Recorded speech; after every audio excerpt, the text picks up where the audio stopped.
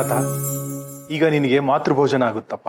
ಭಾವ, ನಾವೇನೇ ಮಾಡಿದ್ರು ಉಪವಾಸದಲ್ಲೇ ಮಾಡ್ತೀವಿ ಅಲ್ವಾ? ಹೌದು. ಆದ್ರೆ ಈಗ ಮಾತೃಭೋಜನ ಮಾಡಿಸ್ತಾ ಇದ್ದೀರಾ. ನಾನು ಗಾಯತ್ರಿ ಮಂತ್ರೋಪದೇಶಕ್ಕೆ ಉಪವಾಸ ಇರ್ಬೇಕಲ್ವಾ? ಈ ಪದ್ಧತಿ ಯಾಕೆ? ಬ್ರಾಹ್ಮಣನಿಗೆ ಉಪನಯನದಲ್ಲಿ 2ನೇ ಜನ್ಮ ಸಿಗುತ್ತೆ. ನಮಗೆ ಮೊದಲ ಜನ್ಮ ತಾಯಿಯ ಉದರದಿಂದ ಸಿಗುತ್ತೆ. ಸಂಸ್ಕಾರದಿಂದ ನಮಗೆ ಬ್ರಾಹ್ಮಣ ಜನ್ಮ ಲಭಿಸಿರುತ್ತೆ. ಹೀಗೆ 2 ಬಾರಿ ಜನ್ಮ ಪಡೆದಿದ್ದರಿಂದ ಬ್ರಾಹ್ಮಣನಿಗೆ ದ್ವಿಜ ಅಂತ ಹೆಸರಿದೆ. ಅಂದ್ರೆ 2 ಬಾರಿ ಜನಿಸಿದವನು ಅಂತ.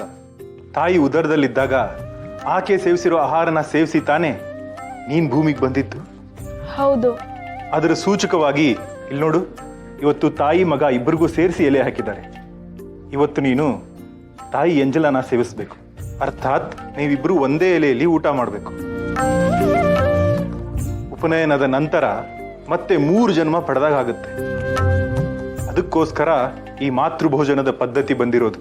ಹಾಗಾದ್ರೆ ನನ್ನನ್ನ ಹೆತ್ತ ತಾಯಿ ಮಾತೃಭೋಜನಕ್ಕೆ ಬರ್ಬೇಕಲ್ವಾ?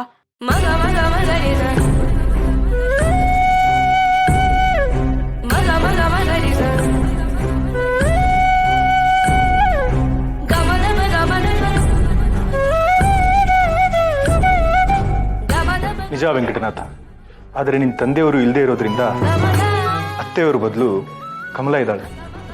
ಅತ್ತಿಗೆ ಅಂದ್ರೆ ತಾಯಿ ಸಮಾನ ಕಣಪ್ಪ. ಆದ್ರೆ ಅಮ್ಮ. ವೆಂಕಟನಾಥ, ತಪ್ಪಪ್ಪ. ಹಿರಿಯರು ಹೇಳ್ದಾಗ ಕೇಳಬೇಕು. ಆಯ್ತಮ್ಮ, ನಾನು ಅತ್ತಿಗೆ ಅವ್ರನ್ನ ನಿಮ್ಮಂತೆಯೇ ಗೌರವಿಸ್ತೀನಿ. ಅವ್ರನ್ನ ತಾಯಿ ಅಂತಾನೂ ಒಪ್ಕೋತೀನಿ. ಆದ್ರೆ ಶಾಸ್ತ್ರದ ಪ್ರಕಾರ ಹೇಗಿದೆಯೋ ಹಾಗೆ ನಡ್ಕೋ ವೆಂಕಟನಾಥ. ಅಮ್ಮ, ನಂದೊಂದು ಬೇಡಿಕೆ ಇದೆ. ಅವಲಕ್ಕಿಲಿ 2 ಕಾಳಾದ್ರೂ ನೀನ್ ತಿನ್ನು.